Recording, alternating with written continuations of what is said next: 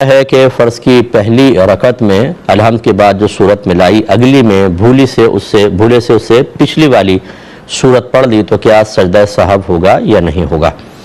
پہلے تو ایک بات یاد رکھیں کہ جب آپ تلاوت کرتے ہیں تو تلاوت کے واجبات میں سے ہے کہ ترتیب سے قرآن پڑھیں، بلا ترتیب نہیں پڑھنا چاہیے۔ یعنی ایسا نہیں کرنا چاہیے کہ آپ پہلے اگلی صورت پڑھ لیں اور پھر پیچھے آئیں، یہ ٹھیک نہیں ہے۔ تلاوت کے آداب میں سے اور اس کے بلکہ واجبات میں سے لکھا ہے،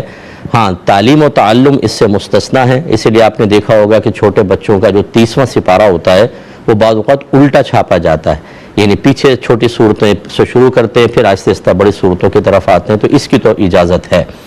اور اب جب یہ معلوم ہو گیا کہ اصل میں یہ ترتیب سے قرآن پڑھنا کہ پہلے والی صورت پہلے پڑھی جائے بعد والی بعد میں پڑھی جائے، یہ تلاوت کے واجبات میں سے ہے، نماز کے واجبات میں سے نہیں ہے، تو یہ سمجھ لیں کہ سجدہ سہو نماز کا واجب ترک کرنے پر ہوتا ہے، تلاوت کا واجب ترک کرنے پر نہیں ہوتا ہے۔ لہذا اگر آپ نے الٹا قرآن پڑھ لیا، ایک تو ہوتا ہے، اب اس میں بھی ایک تفصیل ہے کہ اگر آپ نے قصدن پڑھا، آپ کو پتہ تھا میں الٹا پڑھ رہا ہوں، پھر تو آپ گناہگار ہوں گے، لیکن اگر قصدن نہیں پڑھا، غلطی سے پچھلی صورت شروع کر دی